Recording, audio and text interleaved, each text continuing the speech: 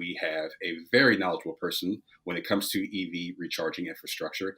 It has to do with all facets of truck maintenance when it comes down to EV, and especially EV maintenance. For our guest, we have Arun Chickmenahalli from Ryder. Welcome to the show, Arun. Thank you.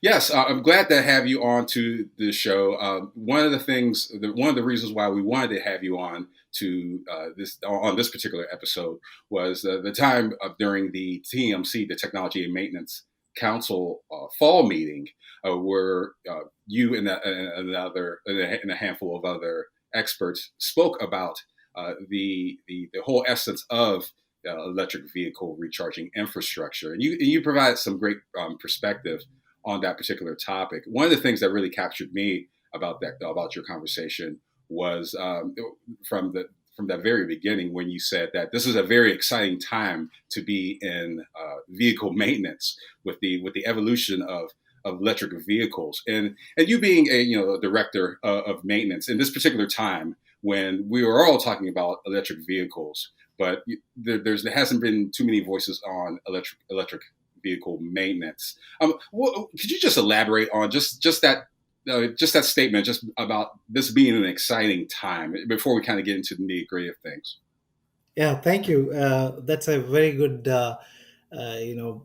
consideration there and also recognition of that statement.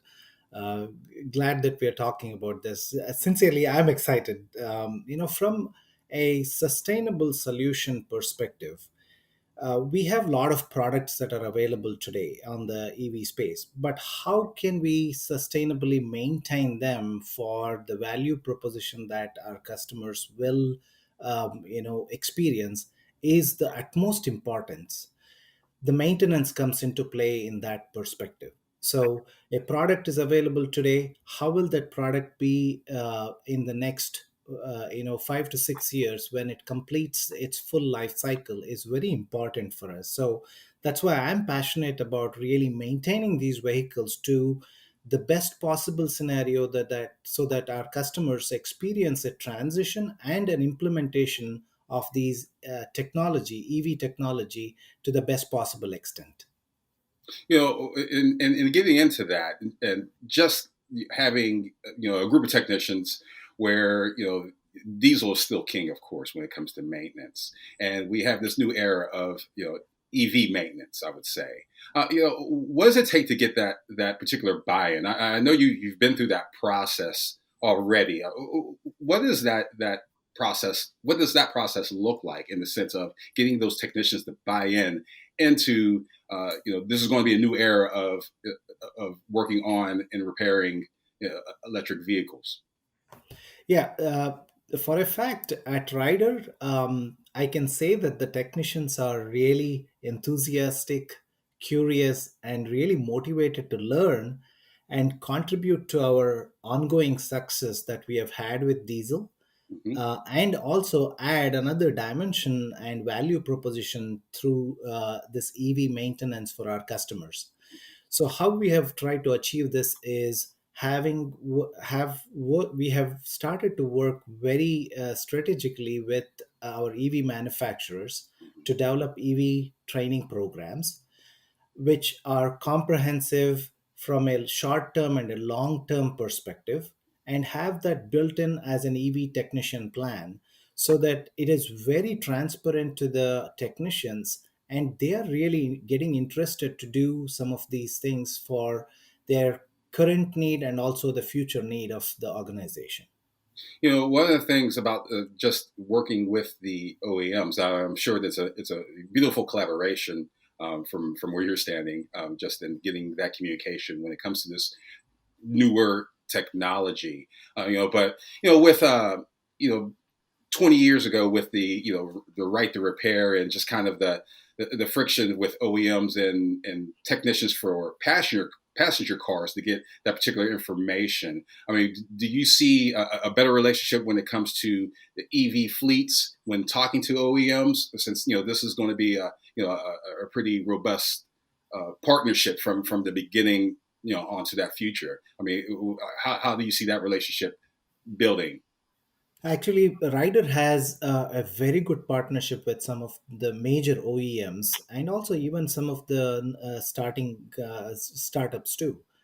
So, with that relationship already being there, Hmm. it's an extension of that to really embrace this technology. So, when we had these discussions about EVs and how they are planning to do this, it was a very welcoming discussion from their end, of disclosing all the things that are needed, because Ryder is a company which is really sought by majority of these OEMs Hmm. to try to reach to the customer through our maintenance programs, robust maintenance programs, and our lease programs. So, because we want to become a leader in EV maintenance, and our message is very clear, and they embrace that because we have done that value proposition already through these diesel vehicles and other vehicles that we already done it.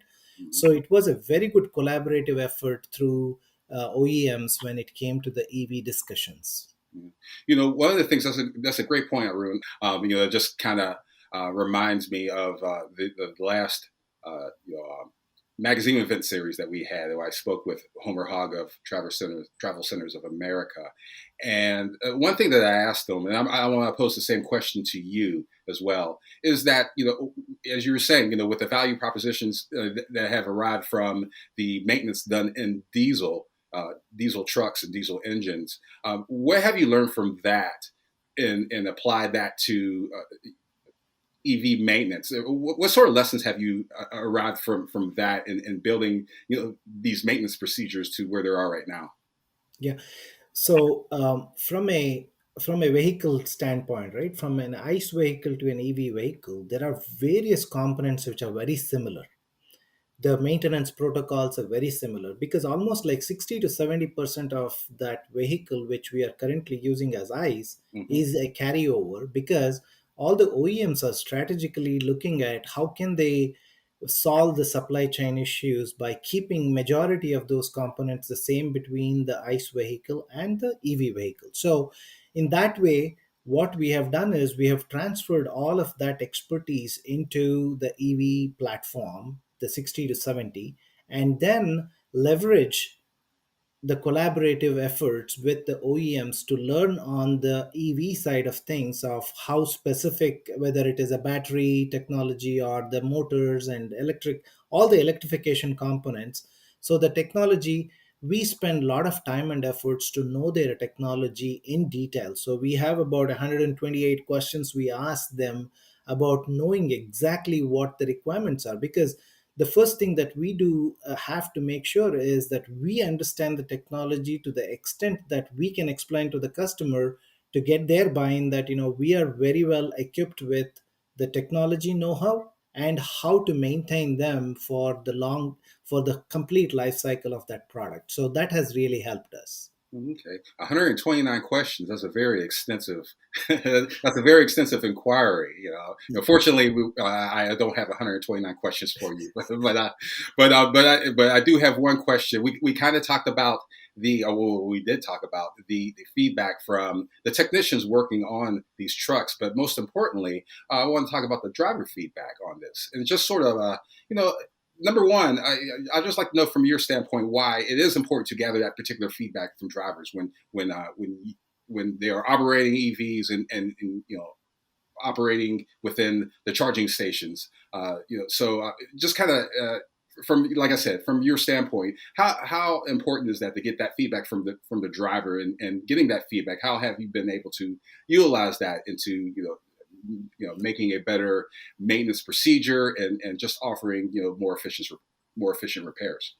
Yeah, that's a very good question for us, because we employ over 10,000 plus drivers with Ryder, and then we have to be very considerate of their inputs. It is very very important, especially when the technology is in the initial phase, when the implementation phase is going on, because it is very very easy to think that we have covered all the aspects, but having been an engineer, and I myself, a lot of times I have learned that we might not have concentrated on where rubber meets the road really. So the driver impact is very crucial in this scenario, and his feedback from the driver is very crucial, because it's a new mindset for them as a driver, because it's a new technology where they have to really be familiar with the charging infrastructure, the range anxiety, and the and also the working of those chargers. So when some of the things that they are practically looking at things and they experience it, they will be the first people to come and voice their opinion that, this is not working, or this is not it is not convenient, or ergonomics are not working properly. So it is very crucial for us to really have an open mind on that, and we have been very successful with that. Even within the company, when we do any demonstration vehicle or any of these vehicles, we have a driver survey which really focuses on their inputs, and we take that very seriously. We qualify and quantify their statements and make sure that we get a good understanding, because for them at the end of the day, it is like the productivity improvements, right? So it is for compared to a diesel vehicle, you are avoiding the regen of the vehicle, and then there is technology at the fingertips, and then there is energy gain from regenerative braking. And then also the drivers have said to us that, hey, I can complete the tasks faster. And it is so good to get that input from the driver, that we can change our operations and also bring a value added proposition to our customer, that if you are able to complete this task 2 minutes faster in a given day of 8 hours, it's 16 minutes, and you can do one more run faster. So it is a productivity improvement also. And the driver's inputs are also very important on the training and towing, so their inputs are very important, so that we can fine tune our training program, and also some of the towing aspects which are very new in the industry on the EVs. Because if you tow a vehicle uh, improperly, then you could end up in changing some of the major components. So the driver's feedback is very crucial in all perspectives, and we give a lot of importance to that. Well, it's very, yes, as you just said, it's very important for to have that driver feedback, and especially, get into the training to better, handle the electric vehicle, since, that's going to be a major part of the future in the trucking industry. Arun, one particular series of questions before I let you go for today. It's about, it's just about the actually more into the recharging station into that, and just sort of how Ryder kind of plays in that particular role. So how can the public and private sector collaborate to build a more robust EV charging network, and that, and also how can the needs of all the stakeholders involved, the driver, the charging station operators, and the utility companies that are providing the power, how does that all play, and how do you navigate that, at your position at Ryder? We at Ryder, we truly believe that charging infrastructure is as important or more important than the EV vehicle itself. And with that being said, we treat that as a very important piece of the complete implementation and execution of the whole technology by itself. So when we are talking to our customers and our internal folks too on the charging infrastructure, we make sure that we have the good knowledge of what it takes to have a good infrastructure in place to sustainably support the EV implementation. So we collaborate with our charging partners, and also we collaborate with some of the government agencies. We collaborate with any of the fundings that are available or any of the grants that are available. Mm-hmm. In total, we bring in a collaborative effort with everyone, and we are very clear about who all needs to be the right people needs to be involved in this whole process. So we bring in even our internally, we bring in our maintenance people at the shop who are going to be handling this charger. Then we bring in the drivers, we bring in all the stakeholders, so that we have a good collaborative effort, and so that we can really look into the future of sustainable solutions. That's a very important point that you brought out. It was just in this dawn of figuring out how the infrastructure is going to work.